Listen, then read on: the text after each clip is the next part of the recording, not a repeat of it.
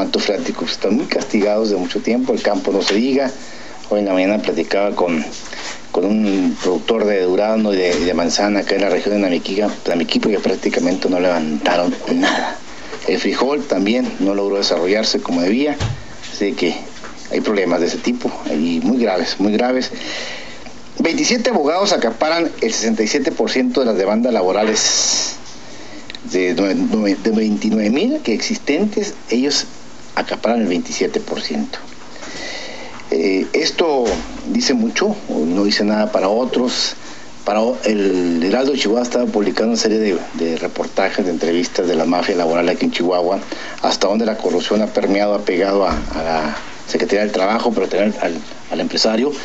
Vimos una serie de 46 empresarios de la región de Cuauhtémoc que fueron así catalogados por los medios de comunicación y por los propios empresarios, estafados por un grupo de abogados, de los cuales ya no están aquí en Chihuahua. Se detuvo a una abogada, Irma Berenice Delgado Díaz, que está libre ahorita, no pagó fianza, está ahorita su proceso judicial está seguido por un juez, el Ministerio Público, los acusadores. Pero bueno, es un tema que a todos nos atañe, nos preocupa, y en vista de que también en este momento pues la reforma laboral prácticamente ha sido aprobada por la Cámara de Diputados, se regresará a la Cámara de Senadores, no como se esperaba, y estos dos temas que acabo de comentar, yo no soy experto en esto, para eso me ha dado la tarea de invitar a dos responsables, dos personas y dos profesionistas que tienen en sus manos la responsabilidad de darle seguimiento a estos dos, sobre todo en Chihuahua ahorita con lo que se ha dado que se le ha pegado mucho a la empresa, ¿no, Nacho? Nacho Manjarres, presidente de Coparmex, y José Alfredo Fierro, abogado de aquí Chihuahua, muy reconocido, es presidente del Colegio de Abogados de aquí Chihuahua. Ustedes empiecen, yo soy aquí intermediario. Son dos temas, estoy en medio. Buenas tardes, José Luis, gracias por la invitación y como siempre en aprecio de este espacio que nos permites comentar. ¿Qué tal? Buenas tardes, licenciado. Buenas tardes. Es un gusto estar aquí con ustedes dos. Pues efectivamente hemos tenido un grave problema en la parte laboral, yo creo que no es algo nuevo. Por parte del sector empresarial pues nos hemos manifestado claramente que pues las leyes tienen que evolucionar, número uno. Si hablamos de la reforma laboral, lo que está ahorita por salir y que no podemos cantar victoria hasta que no sea publicado en el diario oficial para que ya esté vigente, pues no podemos decir que hemos avanzado. Creo que se ha dado pasos, pero el avance pues va a llegar cuando esto esté ya en funciones. Creemos que después de 42 años, la última modificación, si no me equivoco, fue el 1 de mayo de 1970. En aquellos años hemos dicho que pues las reglas de los 70s o los 60s que debió haber cumplido en aquellos años las necesidades de aquel entorno, pues el entorno de ahorita es totalmente diferente. Ahorita lo estábamos viendo con lo que se va a hacer de cuestión de tecnologías de la información. Entonces yo creo que las leyes tienen que ir evolucionando en base a las necesidades y en base a las demandas que puede haber por parte de la sociedad al final del camino. Si no evolucionamos, pues nos vamos a quedar retrasados. Las leyes deben ser reglas claras, pero en base al entorno que estamos viviendo. Sin duda, pues qué bueno que se dé este paso después de 42 años. Ojalá entendamos que este paso es uno de varios que se tienen que seguir dando para lograr llevar a un equilibrio lo que tiene que ver con la ley laboral. Mientras que no logremos equilibrios, y digo equilibrios puesto que pues todos estamos inmersos, tanto los colaboradores, los trabajadores como los empresarios, necesita haber equidad. Yo creo que detrás de cualquier instancia que tiene que ver con las leyes tiene que manejarse un equilibrio. El equilibrio lo necesitamos para ser producir más, para generar más empleo, que las reglas estén parejas para ambas partes sin que el trabajador pierda sus derechos. Quiero que quede muy claro, el trabajador tiene derechos adquiridos y en ese caso pues tenemos que defenderlos, pero también yo creo que el empresario tiene que tener derechos de poder defenderse en igualdad de circunstancias ante un conflicto laboral. Yo creo que algo que hemos manejado también y que se debe privilegiar es la conciliación.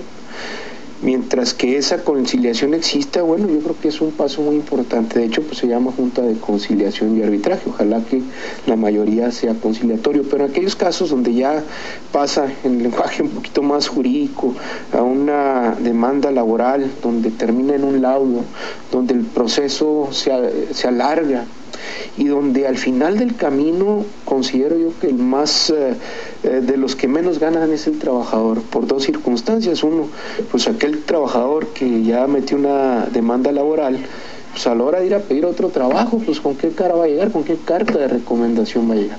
El empresario pues no va a contratar a aquella persona que ya pasó por un proceso, y eso inhibe al trabajador a poder buscar otro trabajo, y pues puede terminar hasta en una parte de comercio informal, donde realmente pues todavía no están los esquemas de seguridad social que están dentro de una empresa. Pero Nacho, ¿cómo entender que un abogado en Juárez tenga en su despacho 2.500 demandas laborales? ¿Cómo entenderlo? Bueno, mira, en realidad yo creo que este es un punto, yo habría que abonarle a esta situación en este sentido. Si bien es cierto, en materia laboral, desde hace mucho tiempo son ciertos abogados los que más son contratados. Esto también se debe a que en Chihuahua realmente la situación, el grado de especialidad de litigio por área, la realidad es que no se daba. La mayor parte de los abogados litigábamos de todo. ¿Por qué? Porque era una ciudad que no daba para poder dedicarse a una sola área.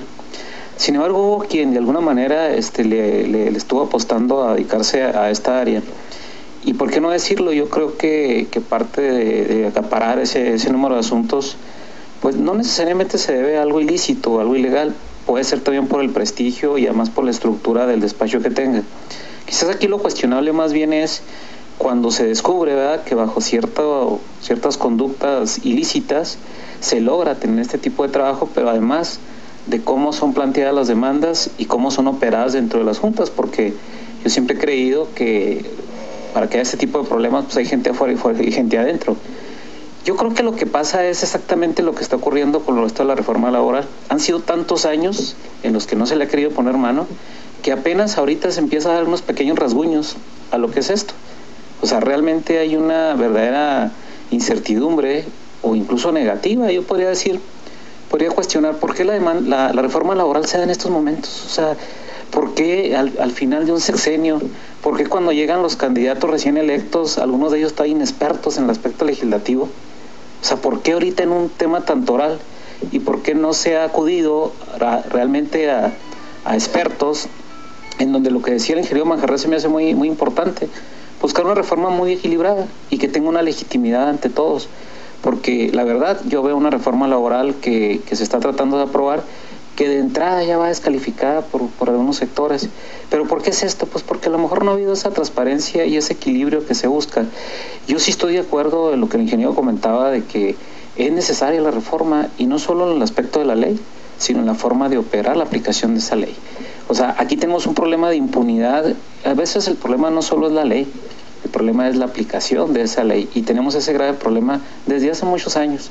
Muchos de los abogados que no nos hemos dedicado a litigar la materia laboral ha sido precisamente por lo que acaba de comentar ahorita el doctor José Luis Jaques, respecto a que se ha acaparado por un determinado grupo que han logrado tener las relaciones y las influencias necesarias para acaparar esos asuntos dentro de las juntas. O sea, no ha habido esa apertura. ¿Por qué? Porque ellos han tenido.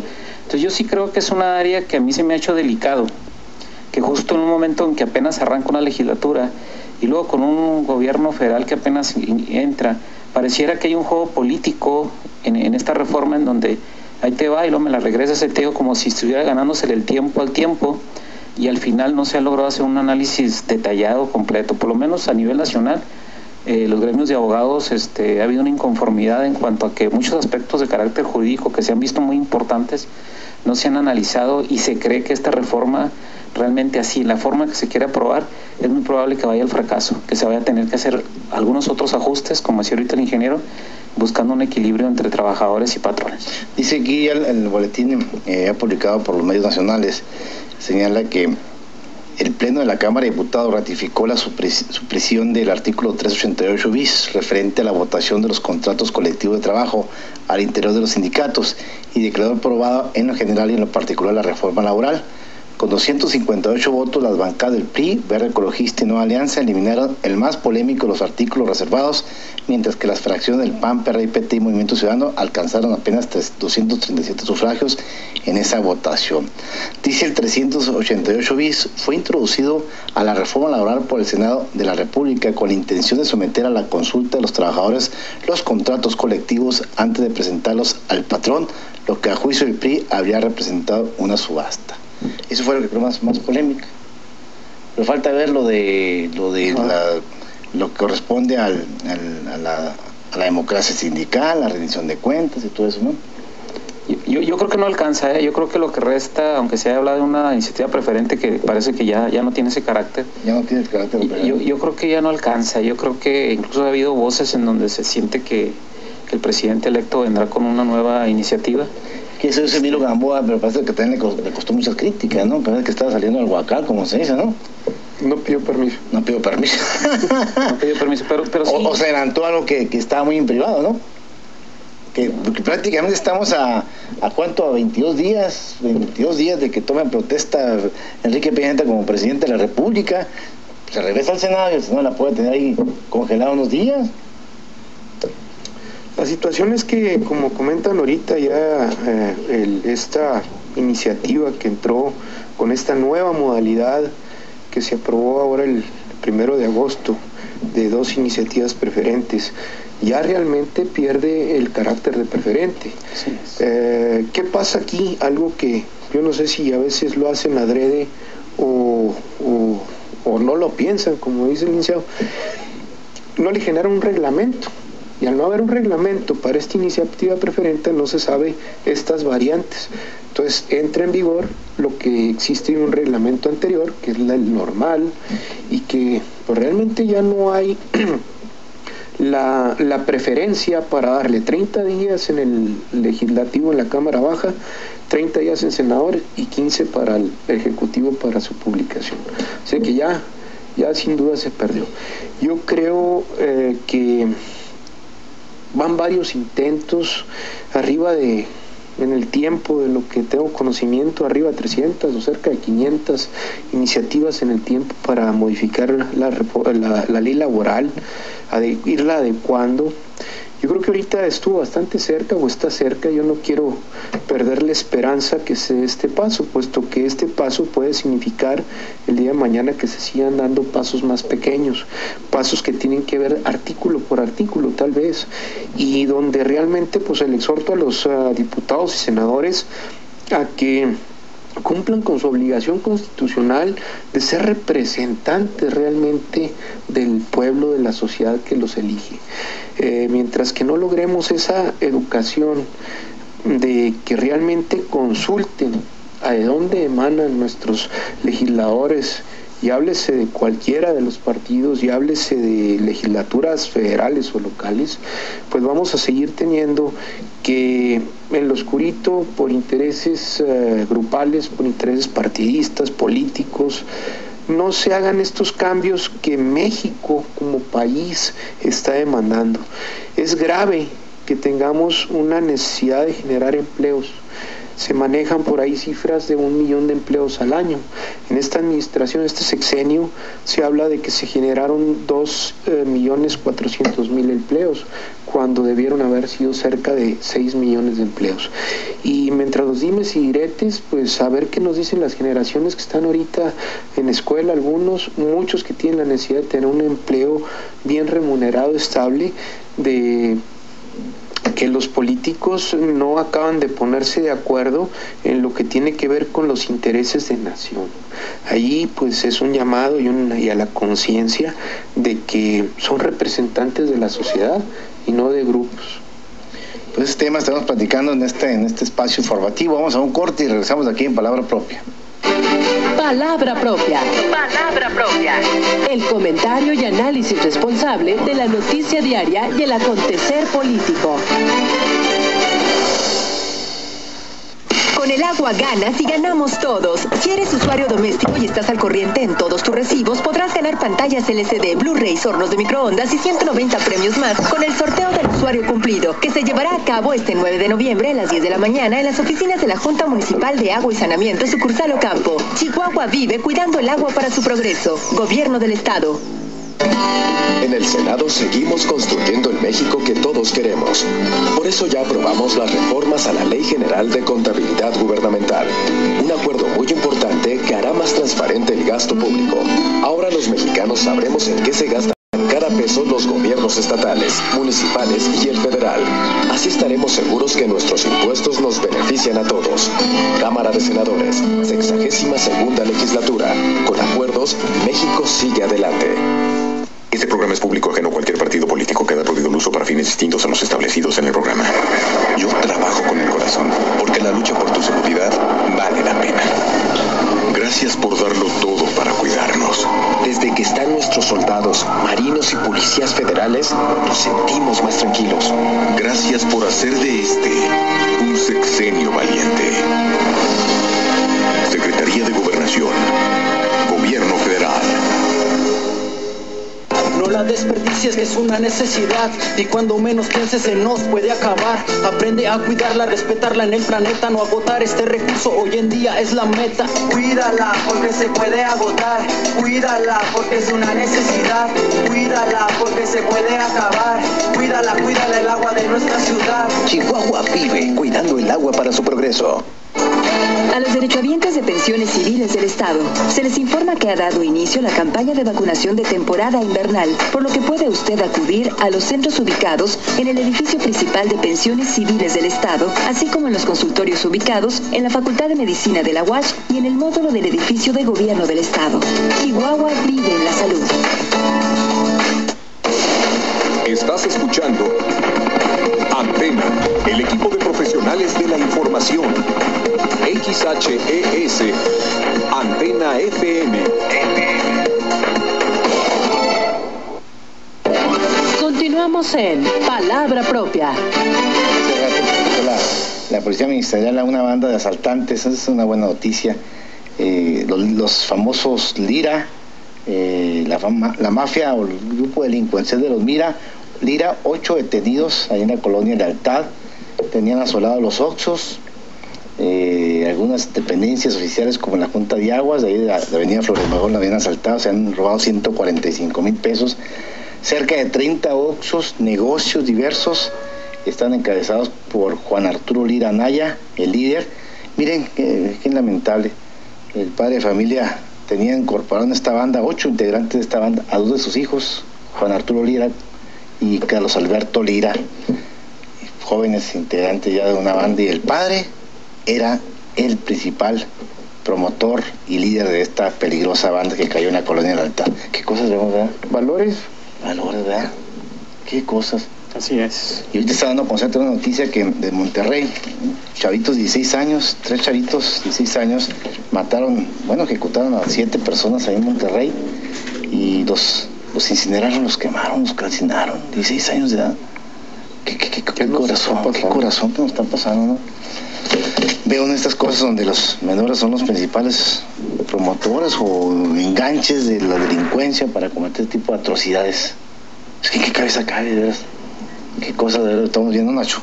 pues habría que ver los padres de este señor, por ejemplo, ¿verdad? ¿Qué dejaron de hacer en su momento? ¿Por qué dar esto? Obviamente, bueno, de un padre a un hijo ya no va a ser algo raro, pero bueno, es la falta de valores, la falta de formación. Por ahí me comentaban casos, dentro de lo que le llega a uno por ahí, jovencitos en las escuelas secundarias vendiendo droga.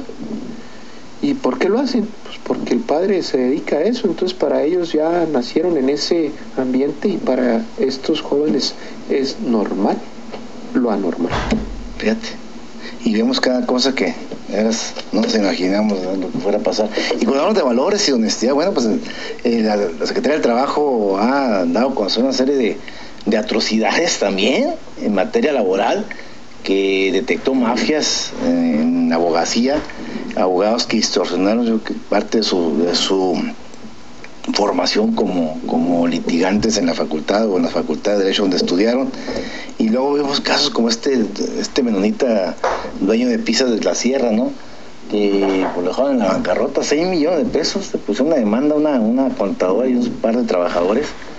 Pues prácticamente estas 10 pizzas que crecieron de manera sorprendente, y aquí en Chihuahua creo que hay tres, y muy buena calidad de pizza, ¿no? Y este señor está desesperado porque prácticamente lo mandan a la bancarrota. Aquí hay un aspecto que también hay que analizar, y aprovechando que está el ingeniero. También aquí el detalle es que, lógicamente el empresario busca obtener las mayores utilidades en su negocio. El sentir de algunos abogados cuando plantean las demandas, y en el que seguramente cuando las plantean ya por el dicho del trabajador ya tienen conocimiento que no tiene controles, que no tiene cierta documentación que debe llevar, y en esos casos es cuando más es posible que se le dañe al patrón. Yo recuerdo mis inicios cuando llegué a litigar esa materia laboral, en donde normalmente las empresas que están muy bien preparadas, que tienen todos sus controles, no es fácil pegarles. Aquí un poco sería, no sé, ingeniero, yo creo que se hace, pues exhortar a los patrones que no se pongan vulnerables en ese sentido. Ya sé que alguien que demanda cometiendo un delito, pues es algo que difícilmente lo vas a controlar. Pero aquellos que tienen sus controles, aquellos que tienen adecuadamente reglamentada su empresa, no son tan vulnerables para que se les pegue de esta manera. El detalle es que desde que el trabajador llega con el abogado lo cuestiona y le pregunta, y el abogado ya sabe que no tiene controles, que entonces te pongo todo el tiempo extraordinario que se me antoje, te pongo porque el trabajador tiene la carga de la prueba, el patrón. Entonces, ¿con qué me va a probar? Yo ya sé que no lo tiene. Entonces, esto tiene que ser un trabajo conjunto, como tú lo comentabas ahorita, ingeniero, o sea, el equilibrio de decir, bueno, por un lado el empresario tiene que buscar cumplir con la ley para no ponerse vulnerable, y por otro lado, que estas conductas no queden impunes, y que de alguna manera, si hay una tradición que el abogado laboralista elabora así las demandas infladas con prestaciones inexistentes, bueno, pues cada vez se va avanzando. O sea, pocas veces se había visto, creo que en esta administración es cuando creo yo que se ha tocado más el tema, se crea la Secretaría de Trabajo que no existía, y empieza a hablarse ya de la persecución de abogados. A nosotros como gremio no nos agrada que se esté atacando al gremio de esa forma, pero claro que aquellos que son deshonestos, aquellos que no quieren integrarse a una conducta ética, pues tampoco los apoyamos, ¿no?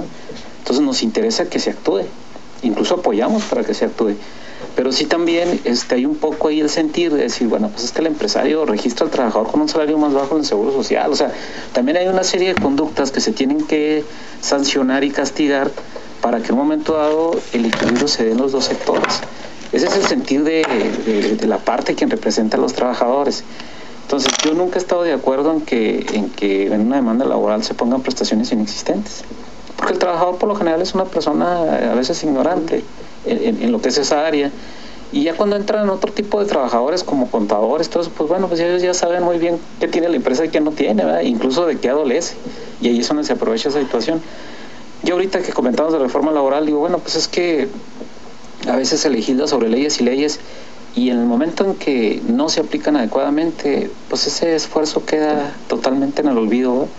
Entonces sí creemos que es importante, sobre todo lo que comentabas ahorita, ingeniero, de que se tenga conciencia de que necesitamos las fuentes de empleo, que necesitamos que haya muchas más fuentes de empleo. Es lo que yo creo que nos ha pegado muchísimo. Hablamos de la violencia, la inseguridad, pero yo creo que, por ejemplo, Ciudad Juárez, pienso que lo que mucho le pegó fue precisamente esa crisis donde ya el empleo no existía. Hay muchísimos créditos de Infonavit, pero ¿quién los hacía efectivos? Pues nadie. Al contrario, se ocupaban las casas, y todo eso ocasionó todavía más desempleo. Entonces yo sí creo que debe haber un poco el equilibrio. Parece que la parte patronal se sintiera en esta reforma laboral como que se quisiera sentir cobijado con la reforma, y es donde la parte de los trabajadores dicen, caray, pues me quieren madrugar con mis derechos. Hay una percepción de esa forma, quizás no lo sea así, ¿verdad? Y es donde tiene que haber más transparencia en esta reforma, en donde se sienten todos los especializados en el área a buscar una mejor reforma. Cuando yo fui presidente del colegio fue en el 2005, Yo me acuerdo que ya había 3, 4 iniciativas de reforma. Yo traje al alcalde Justiniani a plantear la reforma del colegio y pues, estamos hablando de un montón de años. Y justo ahora cuando se va el presidente Calderón, pues es cuando se pretende sacar, o sea, la verdad a mí no me gusta que se haga algo así tan a las carreras y sobre todo en una legislatura que apenas acaba de entrar. Todavía muchos de los diputados, por lo que yo sé, ni siquiera saben manejarse en ese escenario. Apenas se están medio sentando. Imagínate que se pongan a analizar y a discutir ahorita, ni siquiera los asesores que tienen a lo mejor apenas los estarán contratando. Algunos no saben dónde están los vidrios. Algunos no saben dónde están los vidrios. Con Ana Gabriela Guevara, que no supo, se equivocó y se fue a la Cámara de Diputados y es senador.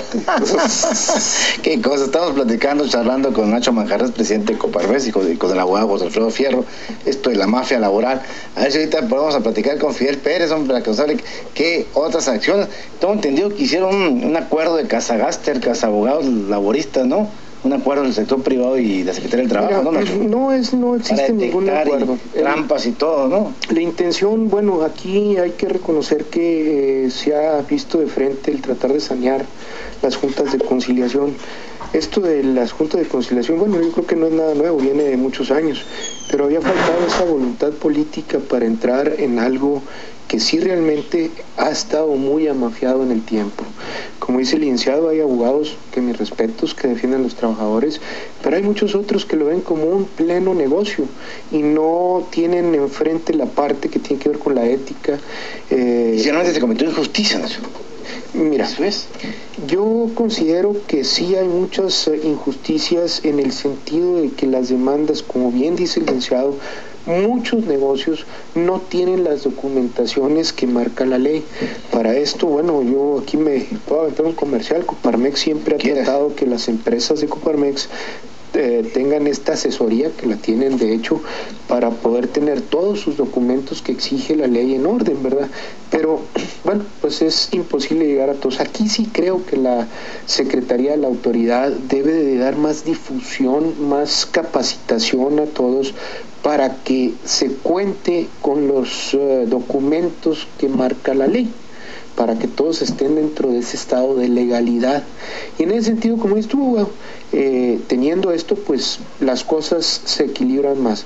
Sí, efectivamente, como dices, pues muchos de estos, el abogado, yo creo que, pues ese abogado ya anda buscando ganar por ahí recursos,